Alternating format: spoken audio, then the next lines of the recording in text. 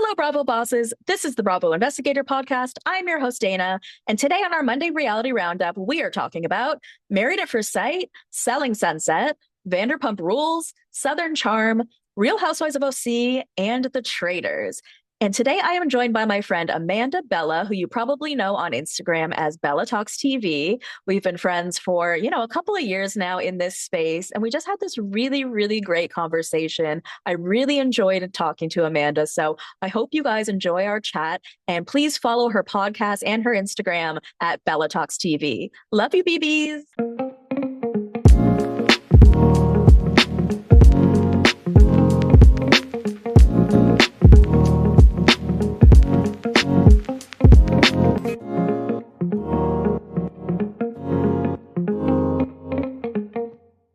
Amanda Bella, thank you for coming on the Bravo Investigator Podcast. I'm so happy to have you here. I'm so excited, Dana. I feel like I've been looking forward to talking to you and having a huge breakdown of just what's been going on in the Bravo sphere and beyond for a while. It's been a crazy holiday season and the New Year's already off to a bang. So I know we have a lot to talk about.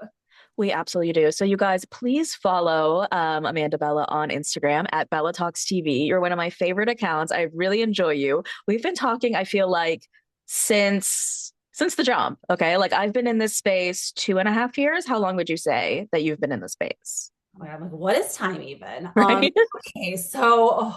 Okay, I think it's probably been about 3 years too. Like Oh, something wow. around Okay. years at 2025. Like I know I originally started my account. Actually, I opened the algorithm or the actual like account that it is. It was under a different name originally. Okay. And I can't even remember. So It was was called mine. like the Mine was Brunch and Bravo.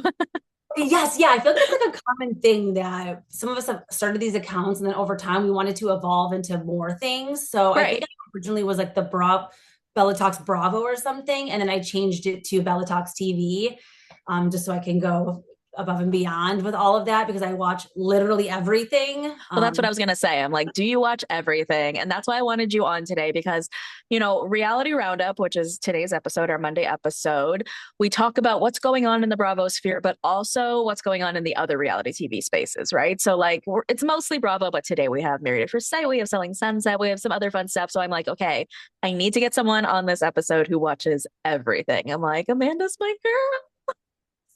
Okay. Yeah, you got the right girl for the job. Yeah. Put me in, coach. Okay, let's start with Married at First Sight because we have some news that our main three experts, Dr. Pepper Schwartz, Pastor Cal Robertson, and Dr. Pia Holick, are exiting the show ahead of season 20. So they made this statement. This was up on Kinetic Content. It said, "We're thrilled to be embarking on a brand new chapter of the MAFS journey with our partners at Peacock. We're excited for the future and honored to have worked alongside Dr. Pepper, Pastor Cal, and Dr. Pia," says Kinetic founder and CEO Chris Colin. "Dr. Pepper has been with us since the beginning, and Pastor Cal joined us shortly thereafter. Their unwavering wisdom, insight, and passion has been a guiding light for us throughout the seasons." Now, Pastor Cal ended up being on What's the Reality podcast with AD. But before we get into that, what were your initial thoughts when you saw this? So I had like full body chills. I don't know why I thought already that this had kind of been hashed out behind the scenes. I thought when we had this first season come on to Peacock now, and they were in the first new season, I kind of had told myself this narrative like, oh, wow, they moved the show to Peacock. They brought the whole family, Dr. Pepper, everyone's coming. Right. And then afterwards, then we find out that, oh no, this whole season must have been shot, I'm assuming, like before maybe the move to Peacock. And then they kind of were like, okay, let's just air this season that we already have banked and then we'll clean house and change the format of the show. So it kind of looking back now makes sense to me, maybe why they just like they hurried this season so much. It dropped. I watched the whole thing, I think, in like 3.5 weeks from the time it started and till the time it was done airing. So Right. I don't know, looking back now, I guess I can kind of see how these things happen with them maybe moving to Peacock and obviously the last couple of seasons haven't been that successful with the marriages. So I'm wondering if they were like, I wonder if it had to do with the success of the experts and their lack of success the last couple of seasons. And then that's why they got let go, or if it's because they came to Peacock. That's a really interesting point. Okay. So for the viewers who maybe just watch this last season of Married at First Sight, this was a very different season than we're used to. We're used to like 50 fucking episodes and it going on forever. And then they tried to go more of like the Love is Blind route and like drop 6 episodes and then a few more.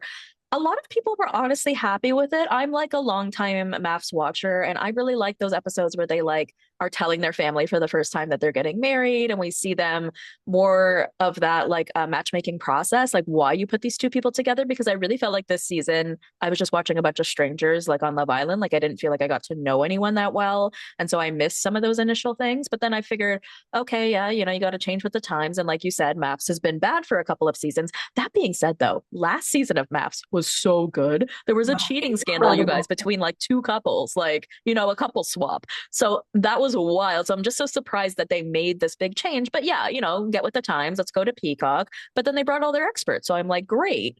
But now that they're doing this, like, I don't know. I mean, it's an interesting point, like you just said, about whether they're doing their job well, because at the end of this season, we had no one. Well, so Pastor Cal was on What's the Reality. He said, this was interesting. He said that they actually offer free counseling to the couples after decision day, which is really interesting. And he said that for last season, for Derek and Megan, he thinks that maybe they could have worked out if they had gone to counseling. I did have Megan on my podcast, and it was really hard to kind of gather what happened there. Like everything seemed to have happened really quickly and got really elevated really quickly. So that probably would have been nice. But when AD was specifically asking Pastor Cal, like, what's the deal? Like, what happened with the move, right? You could tell that there was like, he was pissed. He was pissed. That was like the tone I definitely got. He's like, we're passing the torch on to new experts. Now that the show is on Peacock, it's taking a different turn. And I'm like, yeah, you were fired. Like that sounds very fired. I mean, I like them. I don't know about Dr. Pia. I don't really like remember anything specific with her, but like Dr. Schwartz, she's such a staple of the show, right? Like, and whether you guys are good at this or not, I mean, like, who's good at matching people at first sight? Is this a skill? Yeah. I don't know. I think it's kind of sad. I mean, out of all the experts we've had, who was your favorite over time? Gosh, It doesn't even have to be these three. I think the show evolved so much from the beginning. I'm too a long time watcher. So going back 10 years ago, I also just think like social media and the way Right. dating has changed and the views on marriage has changed so much in the last 10 years since these experts have been. I think that they were like the best experts back for the time that the show started and for like the way the world was back then, kind of, because they are older, even Dr. Pia was brought in. Before that, it was Dr. Viviana was the one before. Yeah. Do you remember Dr. Jessica? I don't remember that. I'm like, I have to. Can I quickly fill you in on Dr. Jessica? Yes. Because you may not remember her. She didn't end up lasting long. Here's why. She ended up dating one of the cast members. Okay, yes, which was I fine. do remember that. Yeah, because the girl he was with didn't end up wanting to be with him, and then he ends up getting together with Dr. Jessica. Yeah, I think they're still together. They I are. feel like they did like a recent thing on that. I do remember that. So it would have been inappropriate for her to continue. Yes, true, very true. I used to make a lot of fun about Dr. Cal Pastor Cal. Pastor Cal.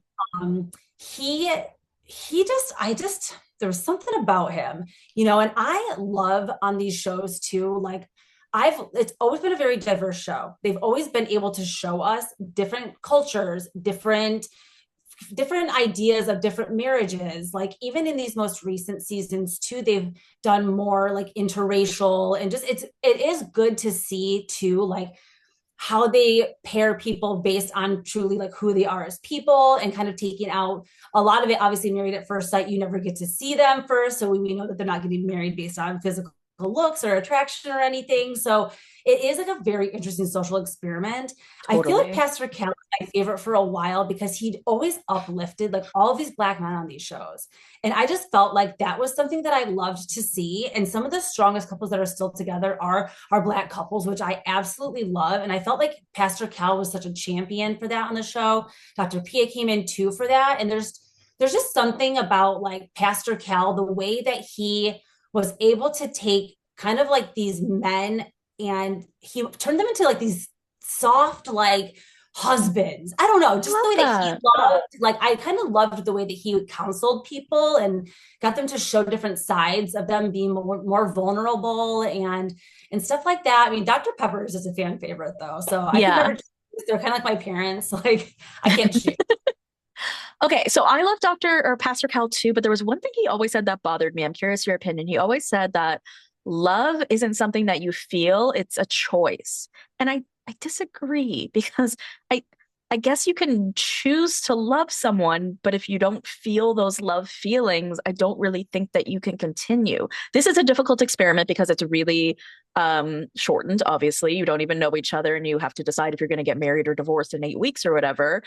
So for him to say like love is a choice, it's like you're you're not giving people that opportunity. He's basically being like, because this thing is so short, the only way you can go is a choice because how could you possibly feel the love? So you just need to decide Right. it. And I don't agree with that. I don't know.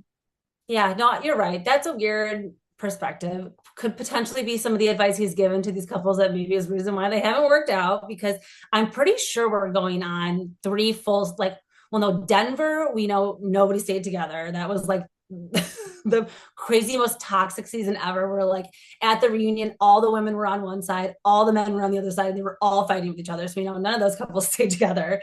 And then last season was so interesting because they all said yes on decision day and then did decided off camera to break up afterwards. And I think that that too, like there has to be something there. Like the way that they got them to make even the decision to say yes on that Hmm. day when, I mean, Pat and Rhonda specifically Yeah. should have, like, they were The fact that clear. people went in there to That was say going no in and then there. change their minds, that doesn't Yes. happen. Yeah. Well, the production Stick and with the your decision. manipulation, I think with the experts, like there was something going on there. I think that, yeah, maybe the power dynamic with those three was just too strong, where like they need to bring in some younger experts. And I think that they had a really good after show where they brought on some Yes. different experts last year and they had that astrologer come on. And, I remember like a lot of people did, where my mom specifically, she watches the show, she was like, what was that about?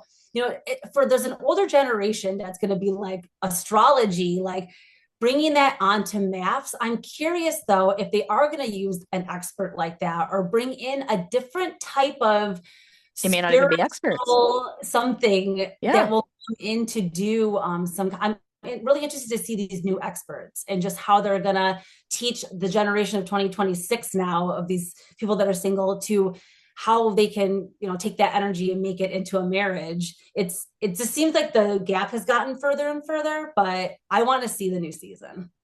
I mean, I feel like it's one of those shows I'm just committed to it regardless of if it's bad. So I'll just keep watching, but I'm being hopeful, right? I hopefully Peacock can sort of turn it around. I hope All so right, let's too. move on to Selling Sunset. So, first, I just wanted to talk to you about something that I posted on Instagram because it got a lot of traction and I didn't think it was a big deal. So, Hernan, we knew from Selling Sunset was dating like this scrub. I don't even know his name, but we all know who I'm talking about. He's like this rich guy who like shoved her head into his crotch and was like, Emma's hungry. He doesn't eat like fruits or vegetables. He's like basically like this rich scrub. And the way she described it on the show was like, it to me it really seemed like Emma was so desperate to get married and have kids and she couldn't find anyone in the world, quite frankly, who would do that with her, which is wild because she is so stunning. She is so successful. She's like, I just almost can't believe that she has to resort to someone like this. And that was sort of the mentality that Chrishelle had about it during the season. When the season ended, I believe that they had broken up, and she had even said to like all of her friends, like, yeah, I know I was just really trying to, make it work because I just really wanted someone who wanted children. And it's also my understanding that they go back and forth breaking up all the time. So I guess it was her birthday recently and she spent her birthday with him. So I posted a picture and said, like, she's spending her birthday with her loser boyfriend. And yeah, it got a lot of traction. So, what is your opinion of this guy? It got a lot of traction like both ways. Like, some people were like, that's so mean. And some people were like, he's disgusting. And then some of the realtors from Selling Sunset started to like get into the comments. But like, I thought we all agreed that he was a scrub. No? Was this Yes. not a consensus? No, I think we did. I know I walked away from selling season, I think it was season 9, being like, okay, we never need to see that guy again. And it sounds like he, yeah, has not been out of the picture at all. And that is weird because you're right. In the finale, the whole season, Chrishelle has been coming to her, being like, Emma, like, this guy is not the right guy for you. Trying to be the girlfriend that we all wish for, right? We all want to have this girlfriend that it's like, just tell me even if I don't want to hear it, because I need to have a real friend who's gonna not just be like a yes man. And so we kind of recruit these friends like this in life. But then when it's the time to take the advice, it is really hard because love does something crazy to us. And also, I mean, I know we both do not have children, and I don't as of now plan on having children. So it's like it is, I don't know what it's like to be from a place of, oh my God, my clock is ticking and it's That's fair. time. I need to settle down with like anybody who's willing to impregnate me. And I do think that that is like a real thing that happens. So it's really interesting to see somebody on our reality shows, somebody who's potentially our age going through kind of this, end of our 30s, end of our, time in life where we're like making these decisions. And it's hard to watch our friends going through this, but this is just such like a real thing. Like this is something that I see my friends go through in real life, that I've been afraid I was going to go through in my real life. Like this is just something that unfortunately happens. And I am curious what the real story is, because this guy has a couple different things going on, right? Like he's obviously scrubby. Like he doesn't seem to have a real job or passion or a real career. He just was born into money. And if that is the only thing that Emma is looking for, and that maybe is what her priority is to have babies with a man who just she knows will always have money, then this might be the perfect guy for her. If he has an endless amount of zeros, But is then that I again, like I'm a regular girl, so like it's so hard for me to accept that someone will date someone just for money. That's wild to me that someone would do that. And she seems so sweet, right? So I can't imagine that people do this. I know that people do this, but I don't totally know, it's do. crazy to me. One thing I do just want to mention, and like, we can agree to disagree. So I just want to say it. I do totally agree that Chrishelle was being a girl's girl and really trying to be there for her friend and really wanted her friend to listen. But I will say, I think there comes a point though where you kind of got to let it go because it's just going to cause contention in your friendship. And the kind of way Chrishelle would go about it too, where she would sort of treat Emma like she was dumb, like Emma, obviously, like, are you serious? Like he's an idiot. Don't you realize that? So I didn't like the way that she would treat Emma in that regard. And it's sort of like with Vanita and Sally this week on Southern Charm, where it's like you kind of do need to let your friends make their own mistakes, but you also understand why Vanita's end, where she's like, I'm trying to help you. I'm trying to avoid you getting hurt. But I also understand why Sally wants to be able to make those own mistakes, right? So it can get difficult in friendships. And, I've definitely seen it in myself with my sister sometimes. I've had to be like, okay, I've just got to stop talking shit about her boyfriend. I think it's going to affect our relationship. You know what I mean? I've just got to let her do it. Yeah, I had the same thing with my sister too, and Yeah. her. It is. I totally get that feeling, and you're right. Two things can be true at the same time, right? Like Chrishelle was right in telling her, I think, her honest opinion, and not just letting her continue on.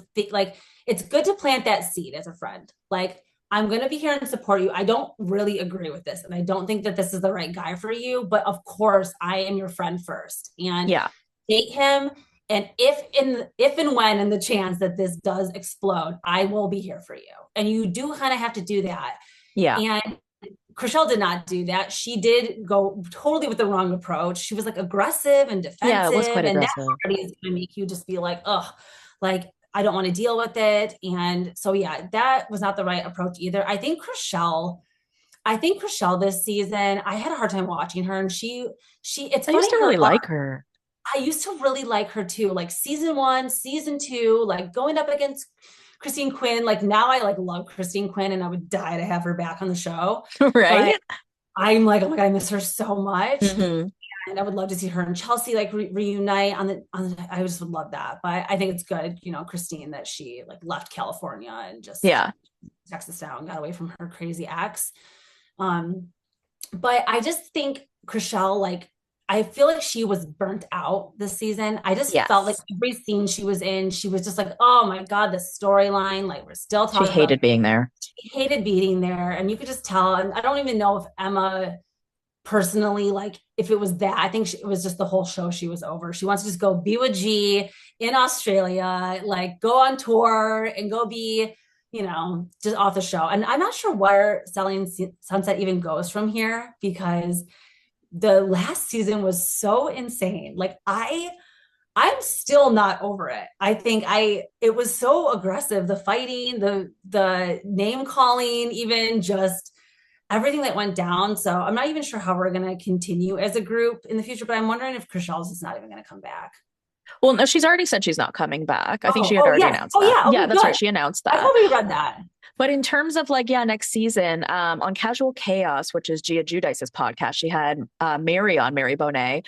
She was flat out like there is no reconciliation for Chrishell and Emma, which is, really sad actually that they're no longer friends over this guy.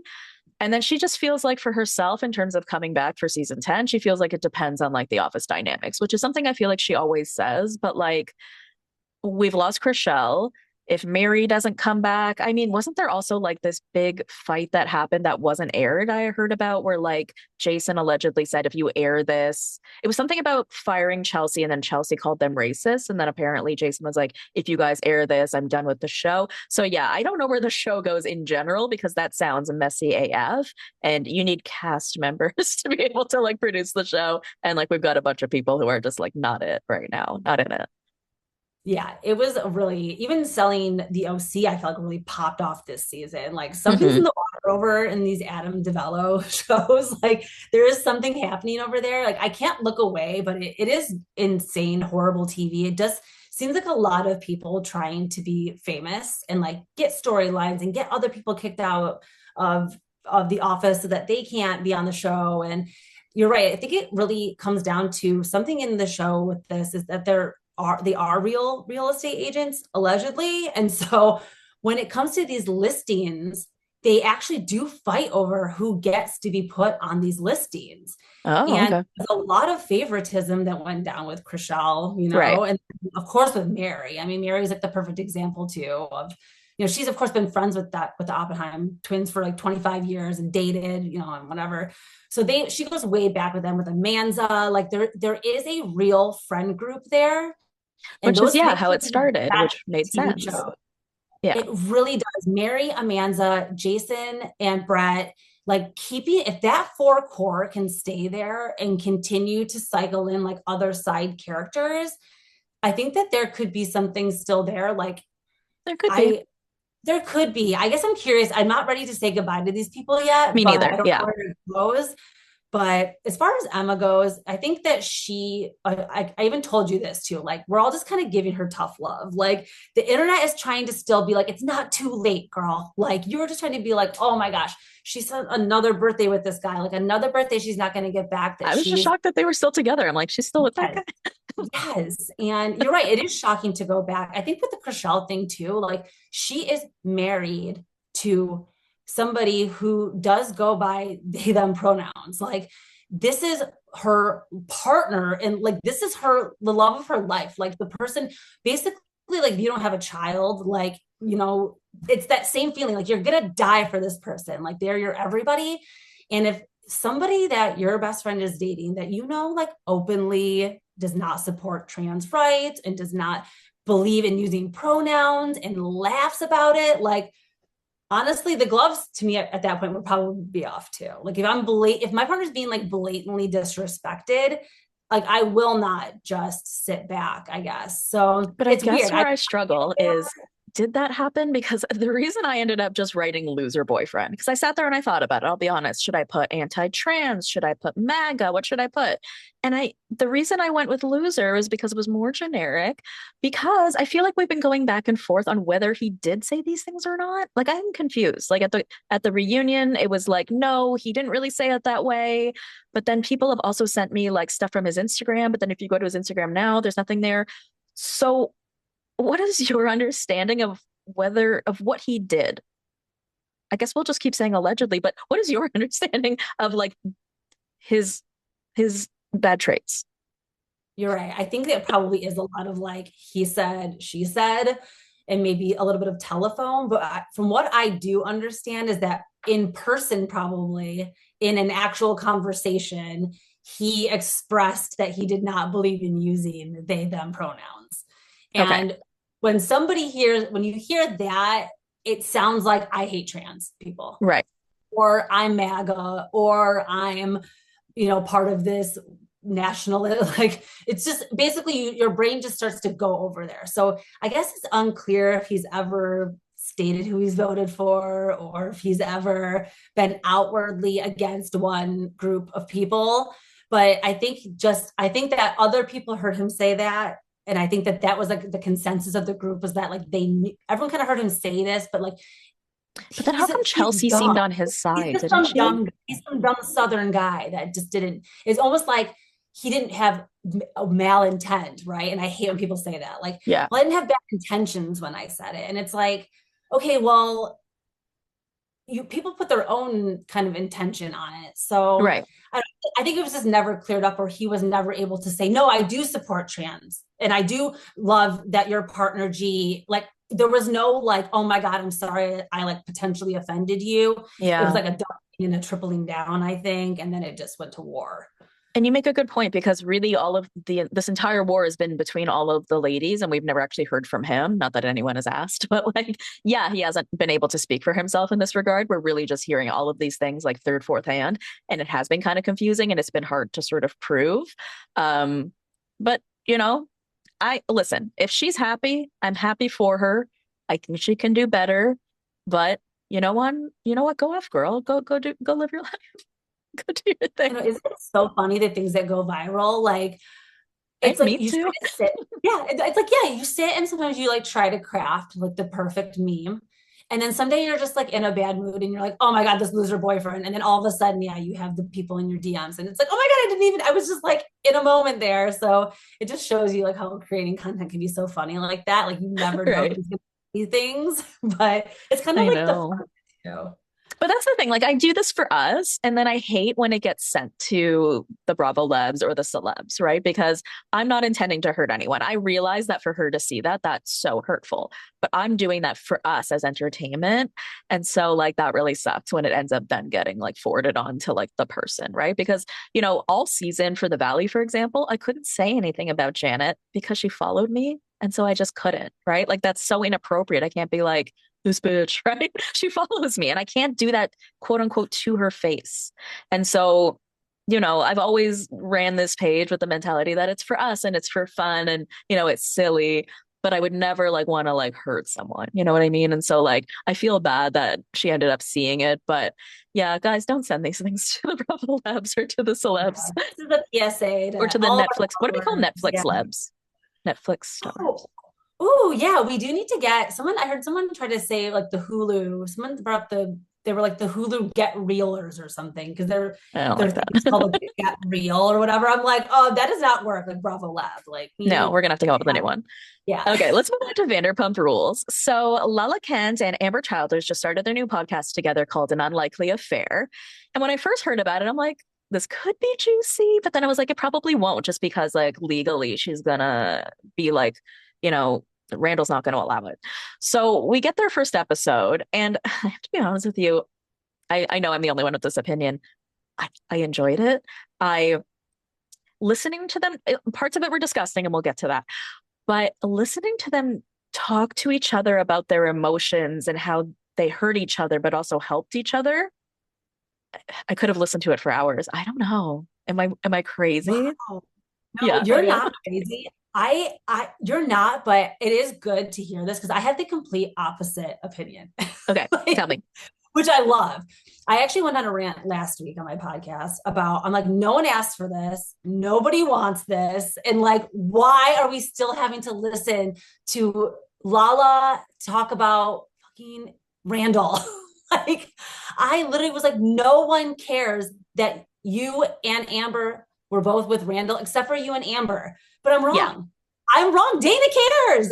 and Well, and that's good if you're not the only one is what I'm trying to say. Like I think that there is some juice left in there to squeeze, and maybe I'm just still not over my like fight with Lala in my head, this one-sided beef I'm in with her, where I'm like I can't like let her, I'm still not like letting go yet a lot of where I'm people just feel like that way. yeah, I'm not just like letting her like leisurely speak to me right now about stuff or like give me life advice on things. I'm just like not at that place with Lala. Hmm. But I'm glad that you did get something out of this. And I'm glad that it was a positive thing and that it wasn't, I guess, just them like getting on and being toxic about it. It sounds like it was more of a positive conversation. But I'm just Oh, so it's hard sick of to hearing. explain it, but they went through something very traumatic, right? For both of them in some sense. And so just listening, I guess, to Ambyr detail her own, state of mind at that time and how she felt like she was taking pills to numb herself. She knew the affair was happening, but she was like, she didn't want a divorce. She didn't want that for her kids. And despite the fact that she knew it was happening, she didn't have enough like self-respect or boundaries for herself to do anything about it until she ended up seeing the sex tape between Lala and Randall. And then she was like, oh, I can't ignore this.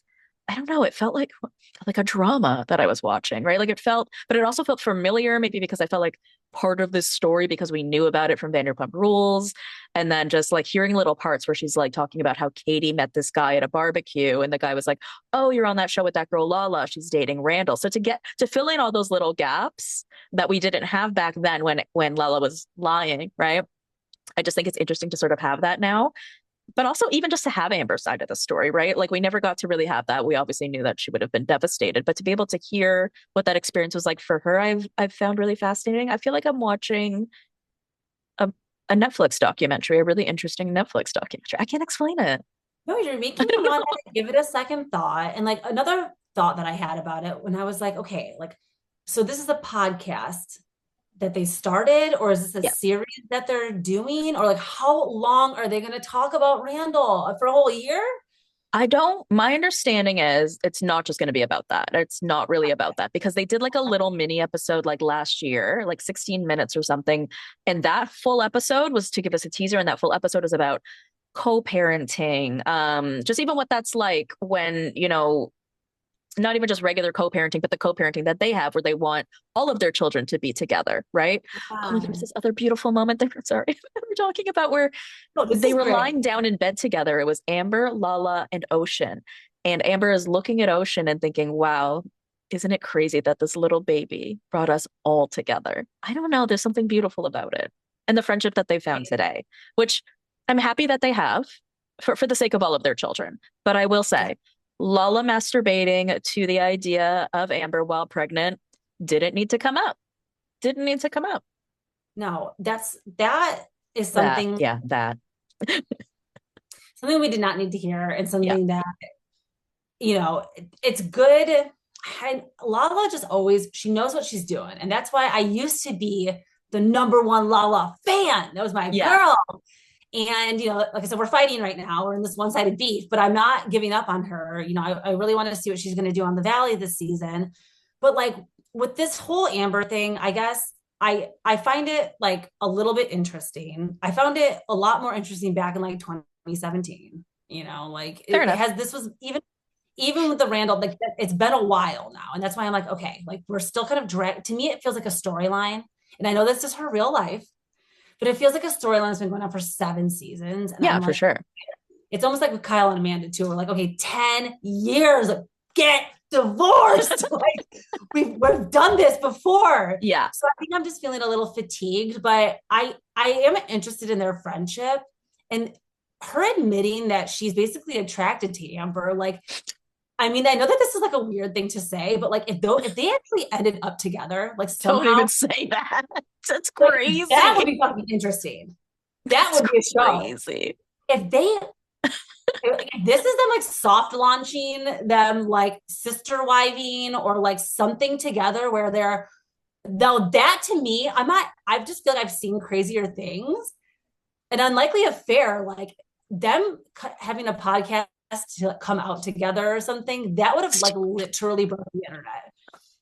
So I'm just fanficking over here now. I'm having like a fan fiction moment, but like that would be hot. So I'm like, okay, I'm open to seeing where their relationship goes, but I don't need to hear about Randall anymore.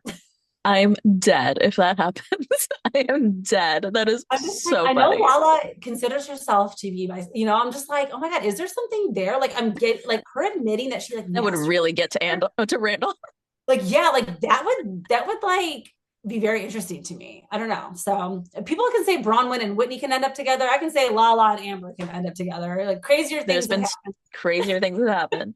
All right, here's a crazy thing that happened. So Jax Taylor apparently slept with Gigi from the new the Valley Persian Style.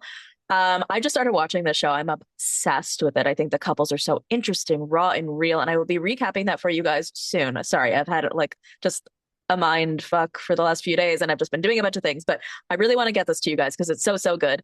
Now, I guess the shocking part is more so that Gigi would do this. Jax will sleep with anybody, obviously. And we're putting this under the VPR category because it's Jax, but like, Gigi, you could do better. And do you know Gigi from Shahs? Because I didn't watch Shahs. So like, do you like know Gigi? Oh my gosh.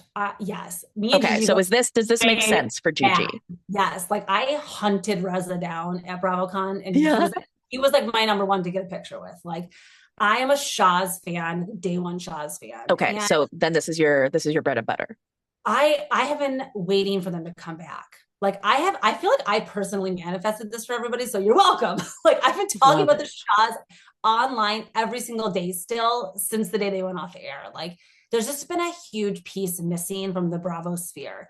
These three, MJ, Gigi, and Reza, the three of them, like they just they have brought something to Bravo that's like this non-how like they were like before I don't even know how to describe it. Like they were like the first solid show that spun off or that they had like that was like a non-housewife show that went on for like 10 seasons. Like it just was such a staple to me. Like it was like even when I listen to Watch What Crappens, there it cracks me up because in the beginning of their intro every time they do the Reza voice and they'll be like, that's so Persian.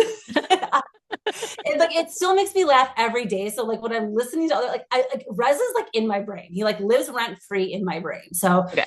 Gigi specifically too, she has a very troubled history. Like Okay. she is a very emotionally destructive character. Okay. She, I would almost like, who could I compare her to? Like downward spiraling. She kind of reminds me of like almost like a Jax. Like her and Jax hooking up doesn't surprise me at all. Part Oh, of me is like, okay. wow, they're almost kind of a lot alike. Big self-sabotagers, just Interesting. big, like they kind of both come from this world too, where like they love being a Bravo celebrity and they Hmm. don't have any other job. And Yeah. they're like, oh, I'm on Bravo. Like that's Okay. who I am. Like they're hardcore like Bravo celebrities. And so I can kind of see them having this like in common. And they're both in LA, they're both in the Valley. Like, oh my gosh, what if we got Jax on the version of the Valley Persian Style? Well, I'm so glad we're not having him back at all. And I hate to like even bring this up, but like, where's Jax? He's Yes. disappeared for like several months, and like I just don't truly believe he's off getting help only because he would never stay away this long. But then you also like Brittany on her podcast will talk about like, oh yeah, the holidays were sort of difficult dealing with him, and we were co-parenting this and that. So she's acting like he is around, but where is he? Like I feel like I haven't seen him Yes. around the Have internet. a little bit I don't of know. Maybe he's hiding out inside. with Gigi. Who knows? So I like that would I would be so happy. Like I Wild. Greg and Paige move over. Gigi Move and over. Jax are coming in. I would be so happy. I mean, I am unfortunately a very problematic Jax, not that I support him as a human being, but just as a Bravo celebrity. I'm feeling like I'm gonna miss him on this next season just because I'm gonna miss hate watching him, and having like But I the feel like fodder. the half of the time he wasn't on the show, I didn't really notice. Did you? Like when he was in rehab or wherever he was, like did you notice those No, in no, those episodes? I felt like I didn't really notice. I guess not really. Like, I don't know. There is something there that I can't explain why I have this. It's like a brother. I've explained this before because I get people being like, how the fuck can you even like stomach watching him? And I'm like, it's kind of, I consider him like my brother. I really do. I hate him, but he's family. And, I love that. and I So actually funny. do believe that he's getting help because I have a little bit of inside intel that Okay. I like know someone who knows someone that went to Christmas Eve at Janet's house. Okay. And Janet hosted a Christmas, holiday or whatever, and Jax was there.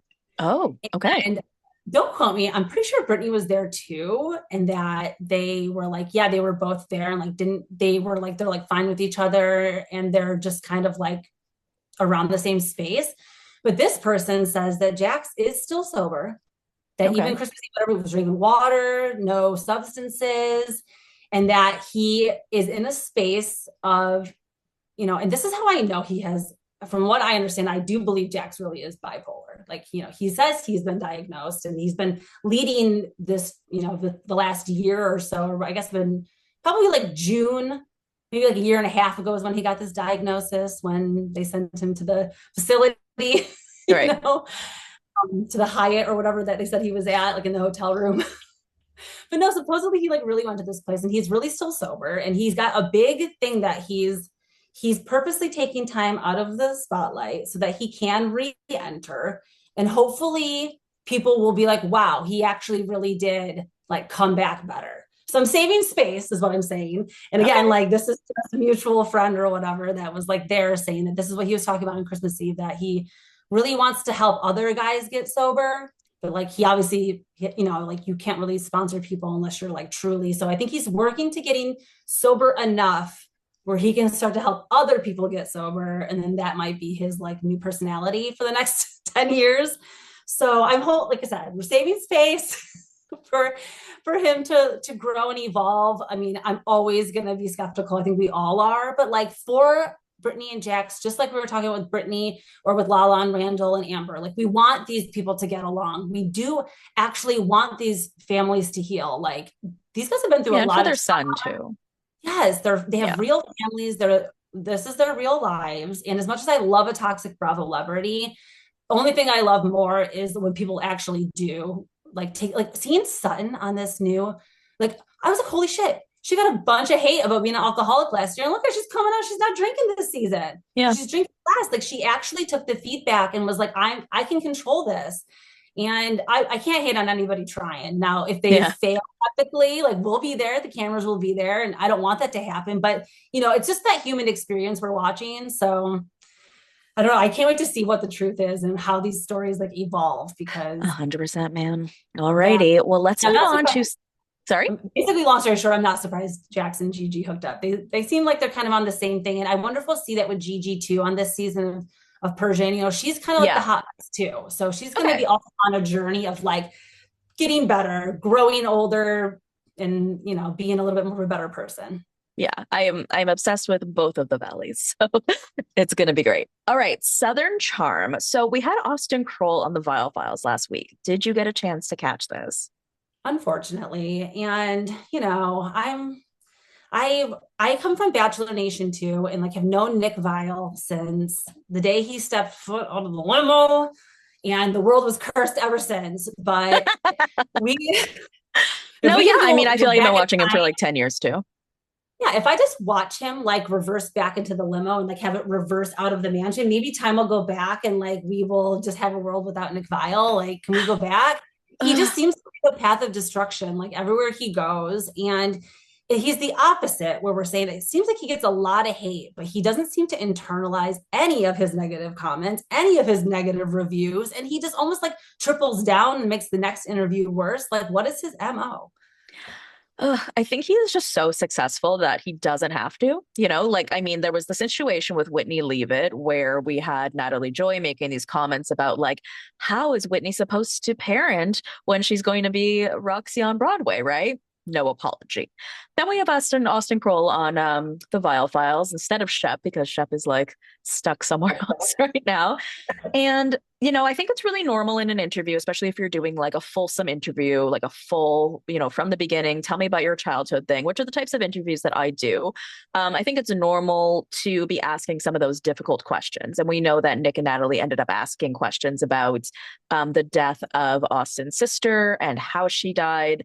I think the flow of the questions was the main problem. Like, there's a way to go about it, and there's a way to organize the flow of your questions to make them sort of build up from something happier and then getting into it's almost like a upside down triangle is how you're supposed to do it. You're supposed to start broad and then go down to these more specific questions, because at the beginning you're supposed to be building rapport with someone and making them feel comfortable, and then slowly as they feel more comfortable with you is when you get down and dirty to those difficult questions. When I'm doing an interview where, so by the way, guys, I used to do interviews like this. When I do an interview with someone where I would be asking about, a death or a sexual abuse or something like that, if it's in this space, like the Bravo space, I would definitely be asking them if they'd want to see the questions in advance. And I probably would insist on it because I'd want to make sure that they felt absolutely comfortable. And I'd also want to, have a conversation with them saying, are you okay with having a conversation about this incident? Do you feel comfortable having that conversation?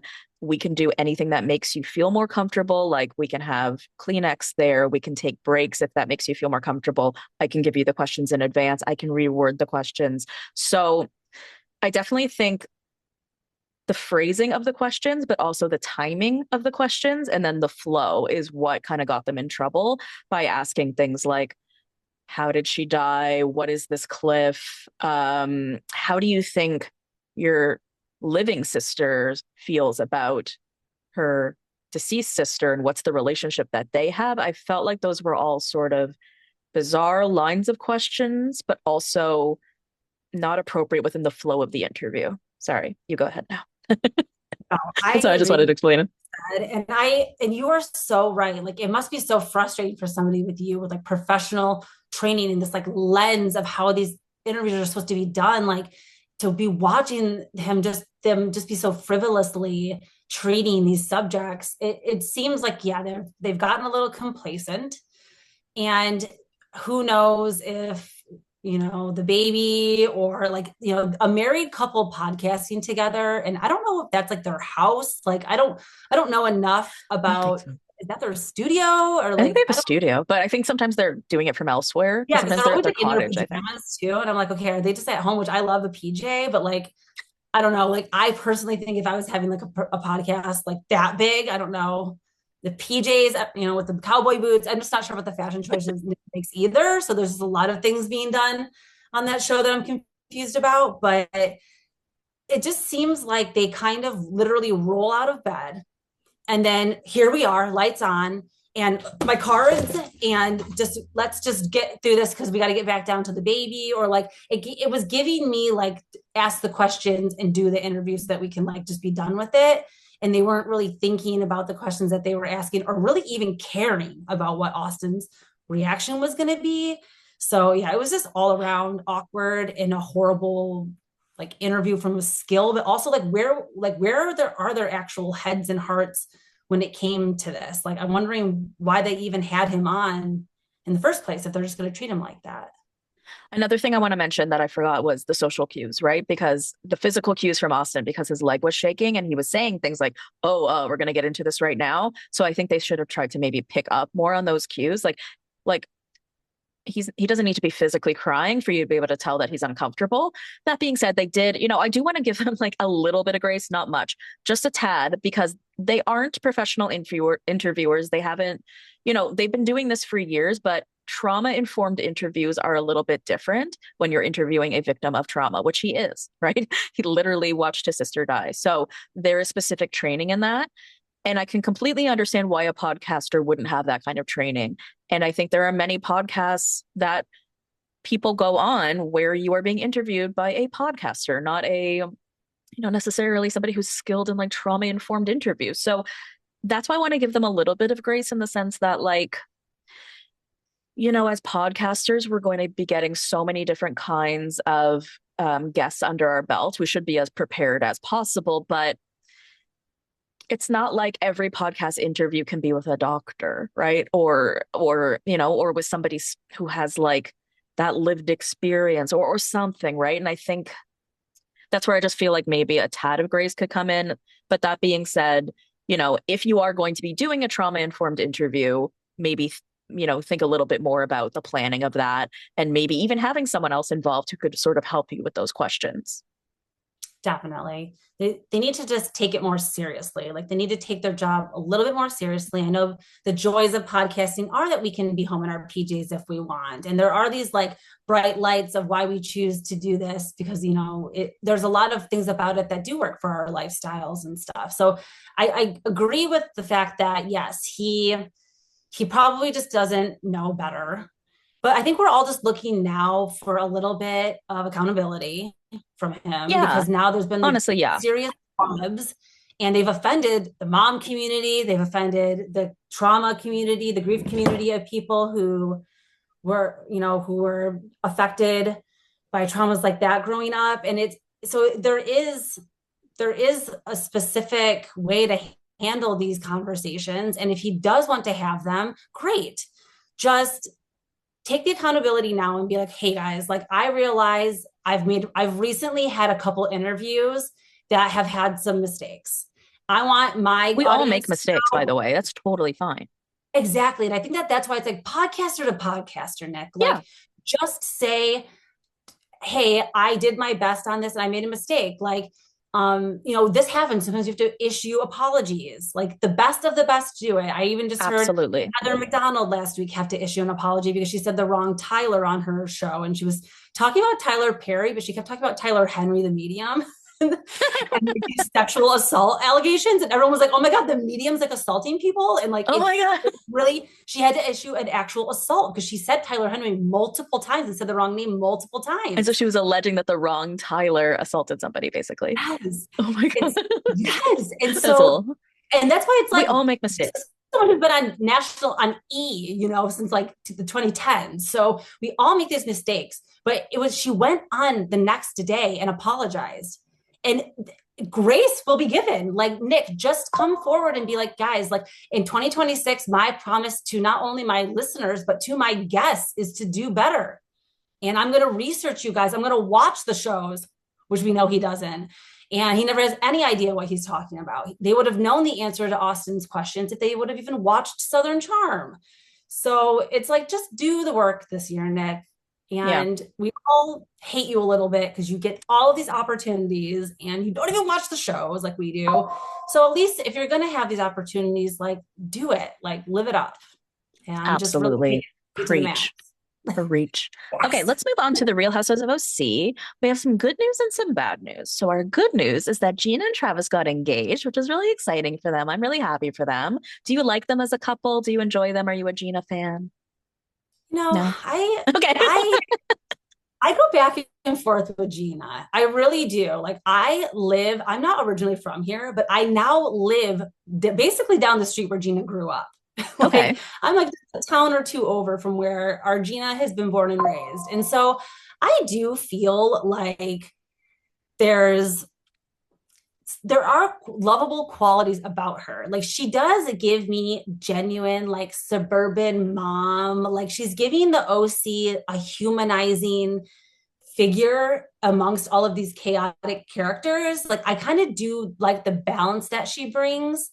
But I think that her greatest strength and her downfall has been her friendship with Emily Mm, because we always want real friends on these shows and yeah. then we get real friends and then now everybody's like annoyed with them because they're like too much of real friends and they want to see them broken up. And I am curious what Gina could do on her own on the show. I do feel like she's a little bit in Emily's shadow and it's kind of like she's the Robin to Emily's Batman Yeah. a little bit. I just see a little bit of an imbalance in their friendship as far as their housewife status goes. And maybe that's because of their money, or maybe that is because of just the marriage, or I'm not sure what makes Emily feel a little bit more like a housewife than Emily for some reason, or Gina than Emily. The two, they just feel like opposite, but then they Yeah. work together. So I can't say that I dislike Gina. It's not that I hate when people call for firings too. Like I'm not a firing person. Yeah, we know it needs to be. You'll not typically you'll never hear me say I want anybody fired. Like I always think give them another season. Like even we'll get to it with Katie, but everyone deserves to come back. But with Gina, I just want to see her really stand out on her own a little bit more. I want to see a little bit more about Travis's. I guess like they've had a hard time because Travis's ex-wife seems like a demon.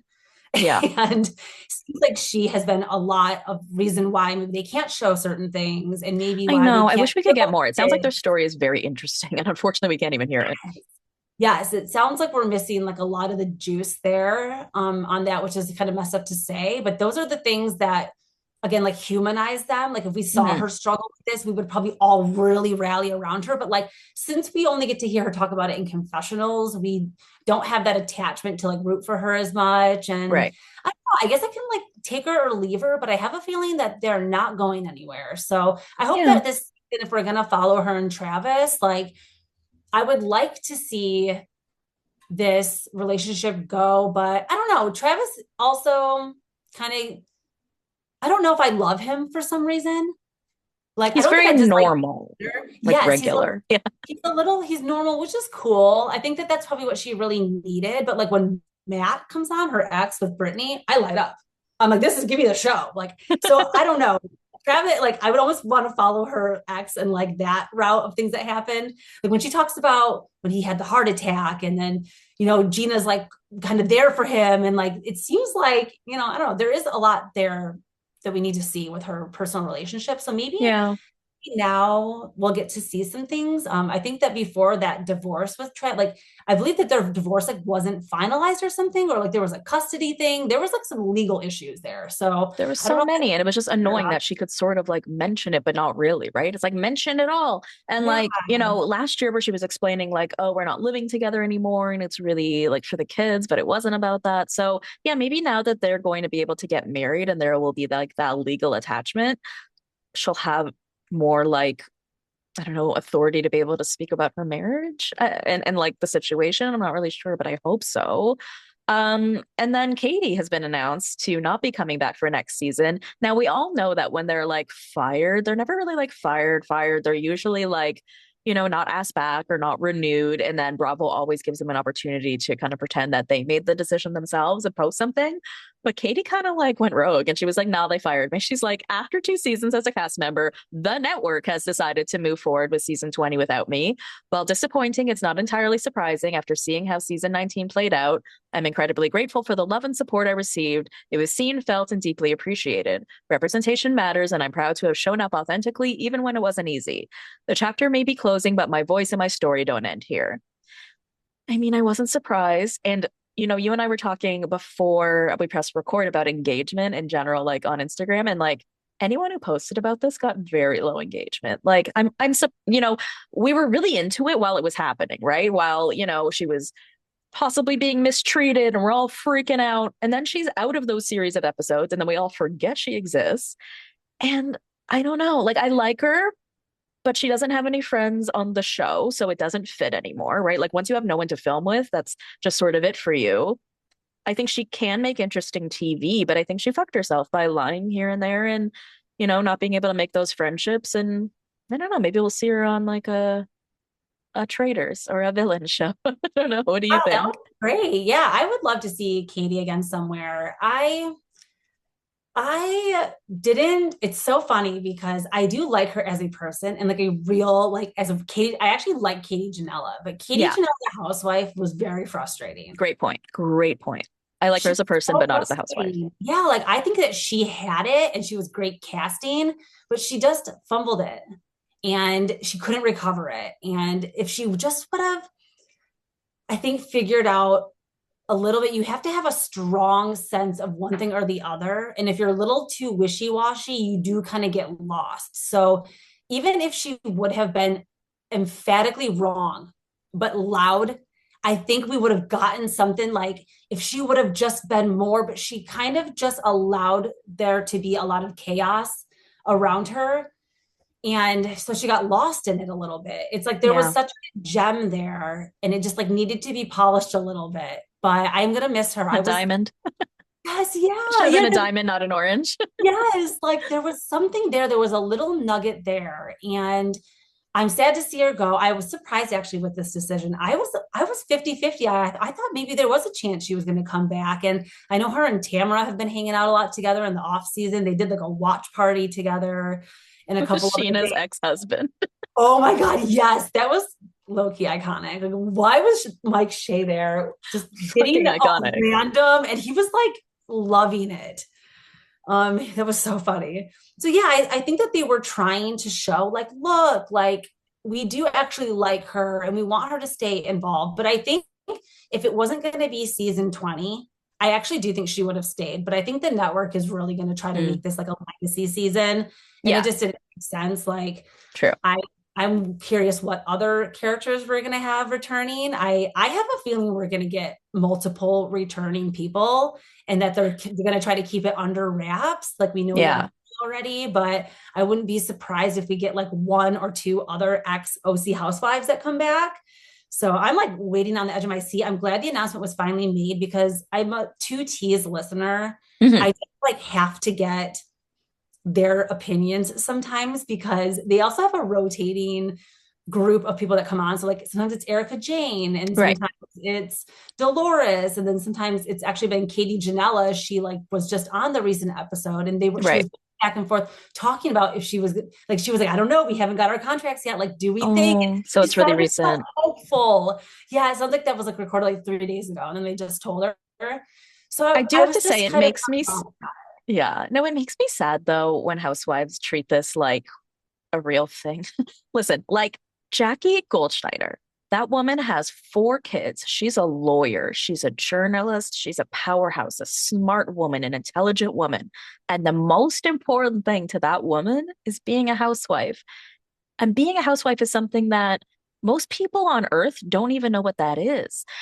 And it's just wild to me that it has become like this badge of honor that these intelligent, accomplished women like strive to do, or like the ones who cry about it for years who don't get to go back on, like the Dorindas or Tamara in her interim, Jill Zarin, right? Like they always say nobody ever quits, right? Because it's like, I don't know, man. I don't it's know. a Whatever very happened to like being a exclusive doctor and club. being proud of that? Right? Just Now, saying.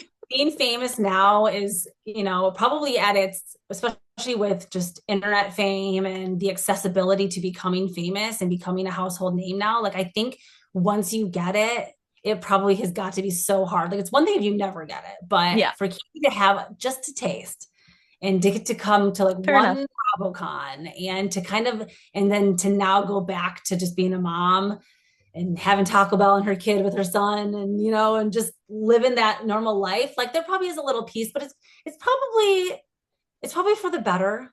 It's probably going to save her marriage. It's probably going to save her kids' futures. It's probably going to be the right move in the long run for her. Like who knows what could have happened to her if she did come back next season and what the other girls might have done to her. Like And it's what it almost ends up doing to you, you know what I mean? Like yeah, it turns you into a person you're just not.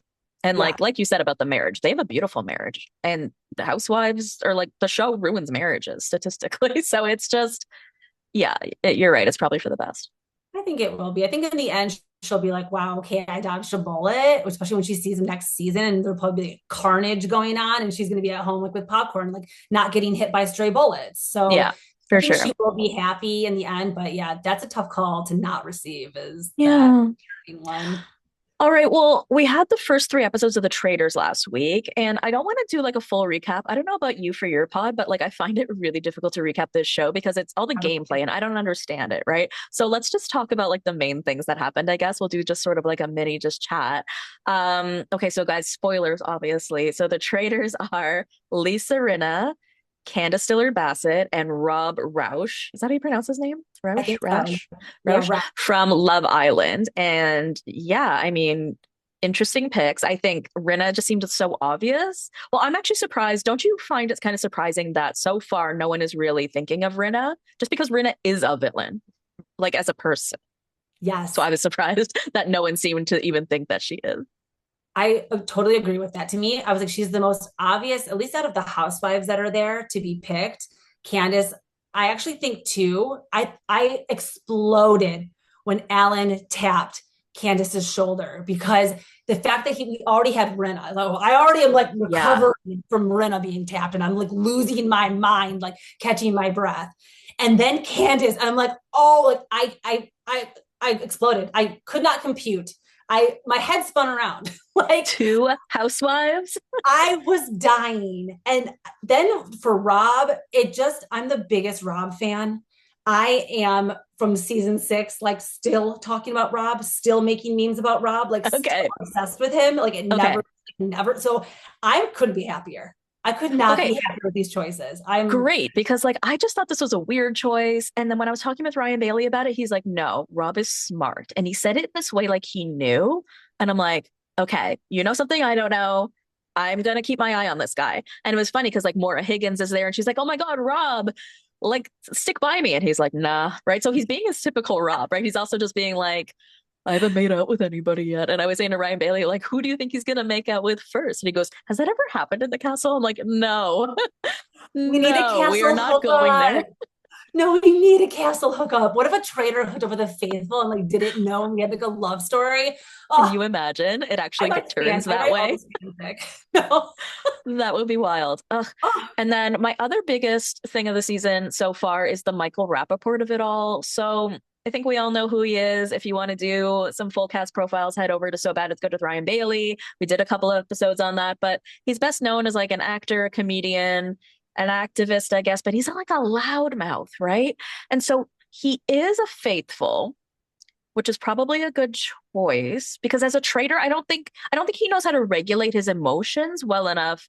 I don't think he knows how to regulate his emotions well enough to be a faithful or a trader. I think he's just kind of going ham. Like, so he seems to hate that Yam Yam guy from Survivor, but that guy hates him too. They hate each yes. other. Yes. And he also apparently made some comment about like we should put one of these housewives in the grave. And by grave, it's like one of the actual like what do you call it? The activities, Yeah, the challenges that they're doing. It challenge. has to be like digging these graves or whatever.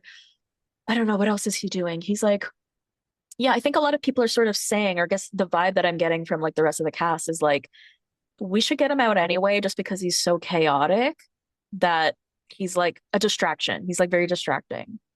Yes, but those are sometimes the best faithfuls to keep around, the ones that are like Why? loud and distracting, because the traitors kind of use them as a shield. Like everyone Okay, thinks Michael is a look over there. traitor. They're gonna keep voting every week until they find out if Michael's a traitor or not. It'll be wasted votes and wasted energy, basically. It is a good distraction. Like if I was a Yeah. traitor, I would never get rid of Michael. I would almost befriend him, have an ally with him, and keep him with me all the way to the end, somebody that I could like backstab at the final fire and leave him with nothing, you know?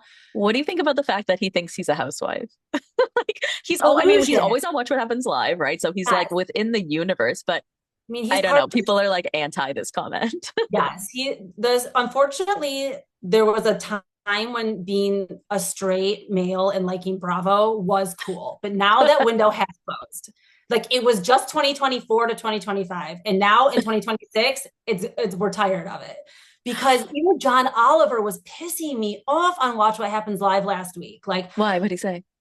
he was just going on about hating Meredith and how everyone else, like, I'm on everyone else's side and Meredith needs to be off the show and all this stuff. And I'm sorry, I'm such a Meredith stan that like just took me to the next oblivion. I'm like, no, she's an OG, like she's part of this cast, like stop.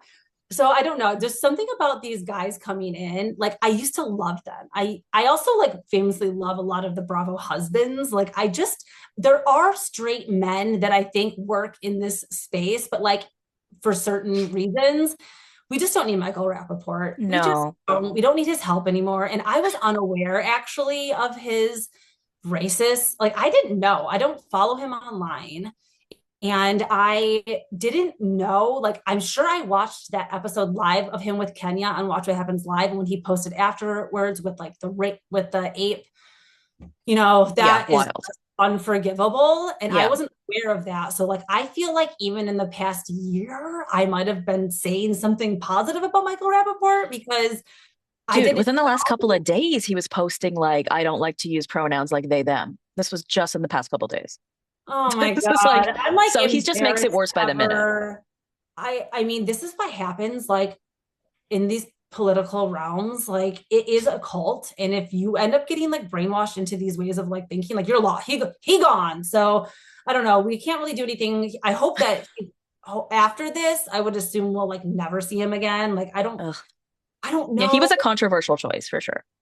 I guess they have to put some people on there to hate watch. I'm trying to think if there was anyone last season that I absolutely Well, I was could talking not with Ryan about this stand. because I felt like choices like Colton Underwood and Michael Rappaport were like not the kind of choices where it's like, oh, we love to hate them. It's like they were controversial choices to the point where I feel like people felt like maybe they didn't want to watch. They were kind of in that category.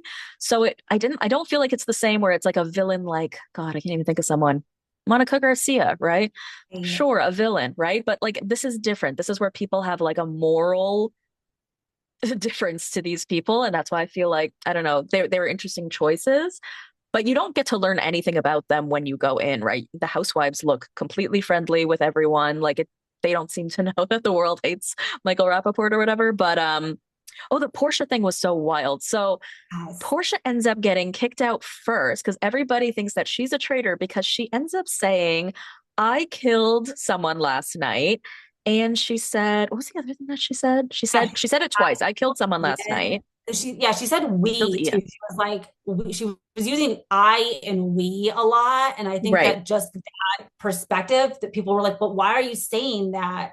Because you're Oh, and she said not there's four part of the. traitors. She said Oh there's four yes, traitors. And they were like, yes, how do you know that? So she ends up saying at the round table that she misspoke. Classic Bravo line, right? A la Gretchen Rossi. But like, that was wild because I understand why they kicked her out. She literally, it sounded like she was admitting to things by accident. So yes. even though like there was no other reason to believe it, it was coming out of her mouth, right? So that was a shitty one. We That lost was her so crazy. quickly. We lost her so quickly. And because of this secret traitor, up until this moment, I actually thought Portia was the secret traitor. Oh, you did? I did. I was going back to when the letter was put down, the warrant or whatever they call it, the death warrant. And everyone was talking about the handwriting Mm, and how it looked. And I was like, that is Portia's handwriting. And I was convinced. And I was like, wow, they put three housewives and then they're going to have one housewife murder another. Like I was convinced that it was like housewife on housewife traitory going on. right. And I was so wrong. And I was just like everyone else when I found out that Portia was actually a Yeah, it was faithful. so I actually crazy. thought she was the secret traitor the way she was Yeah. speaking. I'm like, girl, you're telling everybody.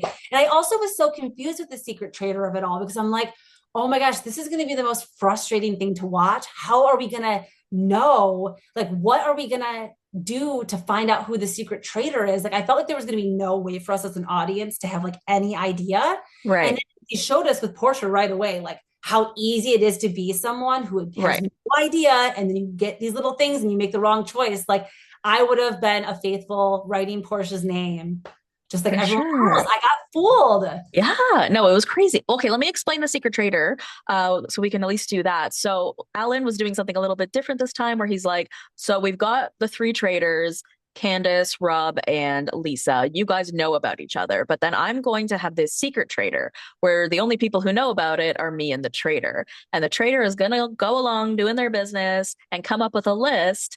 Like a kill list, and you guys need to pick from that list. So it's interesting that you mentioned about the handwriting because now a lot of people are saying it looked like an old lady's handwriting. So it's funny that you say Portia because you thought it was Portia's handwriting. Now people are saying it's an old lady's handwriting. At the end of the day, it's hard to kind of look back now that we know, but it was Donna Kelsey.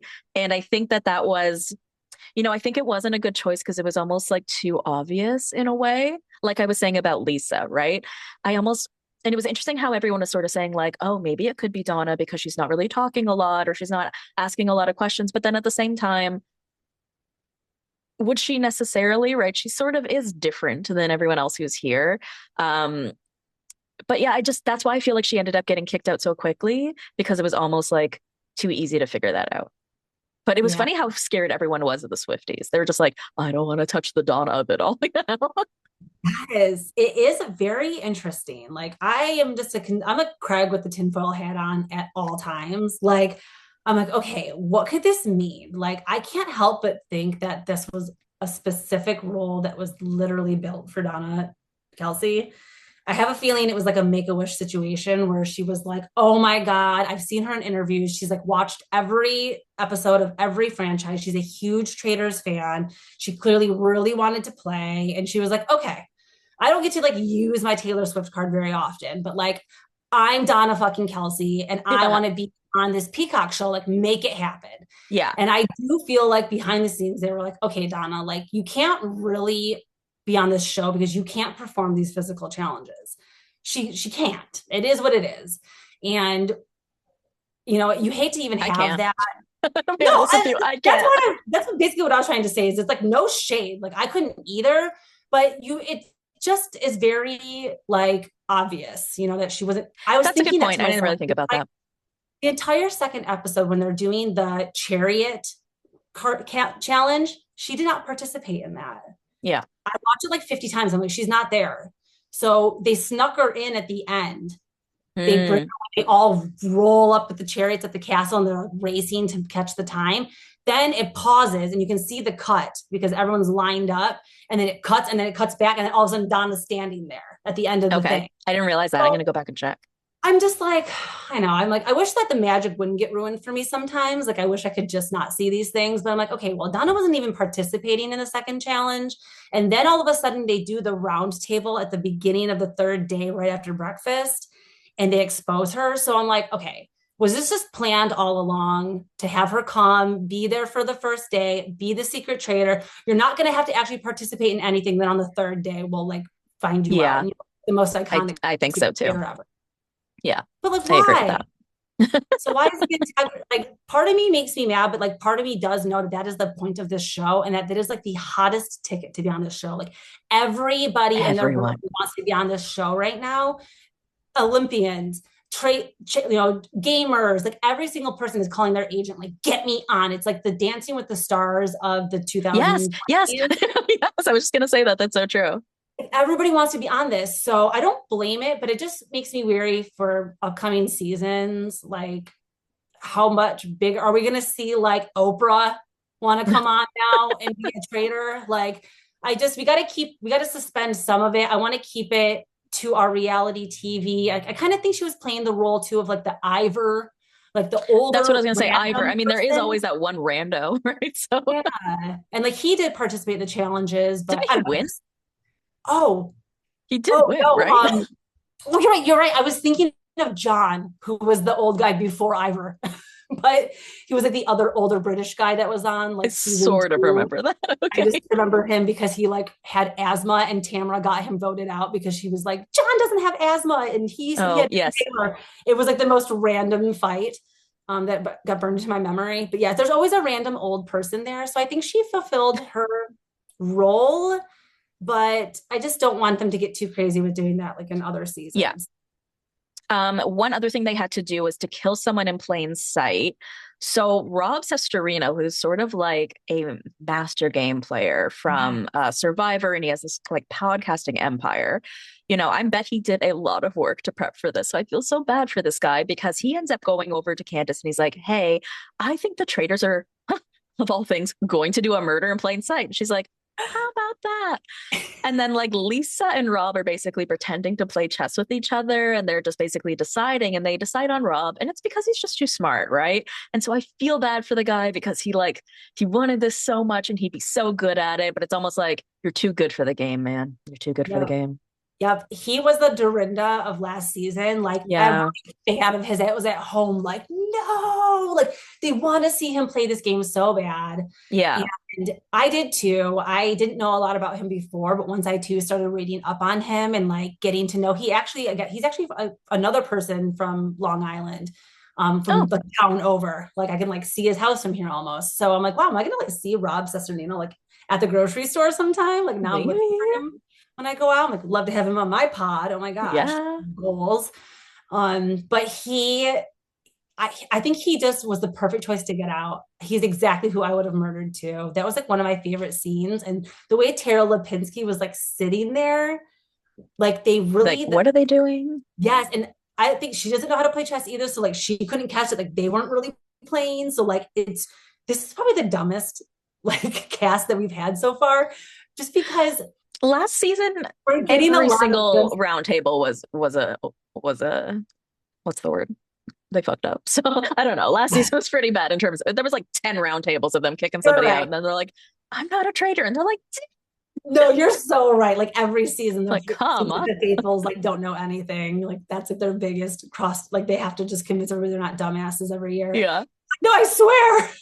But I think that you're right. We probably do have a really good cast. They're being so smart. Like these housewives know that if the gamers were in the turret, they would be doing that to the housewives, Right. not personal. So they're Right. having that feeling of coming in this season. Like we're going after the gamers because for the last 3 seasons, we've been getting our butts kicked by these gamers. They Right. come in, they get rid of all of the Bravo people, and they just want the gamers to be like the legacy winners of all this stuff. So I think they're doing it perfect this Right. year. Because Rob, they killed Ian Terry, who was also a gamer. So they yeah, got rid of Rob C, Ian Terry, Portia, unfortunately, a fluke, and then they lost their secret traitor, right? So I think we're making good moves within the first yeah. 3 episodes here, right? There's just some smart ass moves. And Lisa Rinna's talking, I mean, the way she's speaking, if she was not in this castle, would get her arrested. Yep. The way she's been like, I just want to murder. I want to slice people open. I want to watch people bleed and die. I'm like, LOL. No, they've really Very leaned classic into the Lisa. murder. Yeah, to the murder of it all. It's so good. I can't wait to call Harry Hamlin and tell him about this. Right? Oh, oh my gosh. Oh, she's so good. She's so good for this role. She was born Perfect. for this. If she was not a traitor, that would be hard. I think I would have been like, that's a missed opportunity. I think they just picked perfectly. But I just think, well, I thought that the rest of the castle would think that would obviously think she's a traitor, but that hasn't happened yet. So I thought it was a weird choice because to me it seemed so obvious, but I guess I'm wrong because nobody else in the castle thinks so. So no one listened to me. Yeah, well, going back to what Michael Rappaport said and how he kind of got himself into this fire was Candace took his words and kind of twisted it, but there was a seed of truth in there. He did say something when he came to the castle and Yeah. they picked everybody. He goes, there's 5 gamers and there's 5 housewives.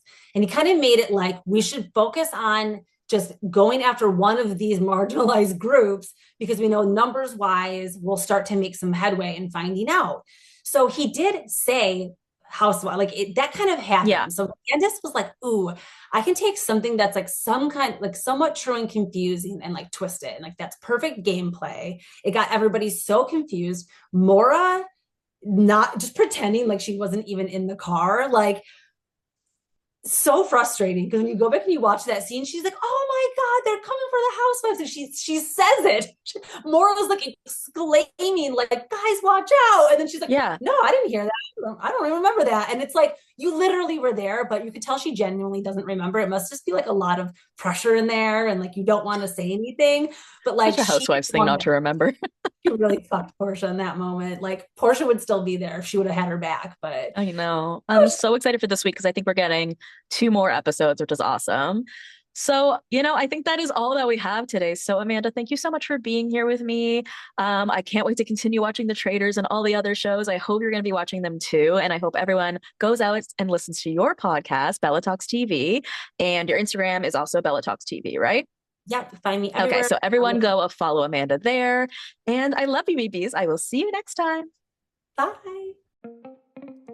Thank you for listening to the Bravo Investigator podcast. For more content, head over to patreon.com/the Bravo Investigator podcast. Follow me on Instagram, TikTok, and Threads at the Bravo Investigator. If you enjoyed the show, leave a 5-star review. Love you, BBs. See you next time.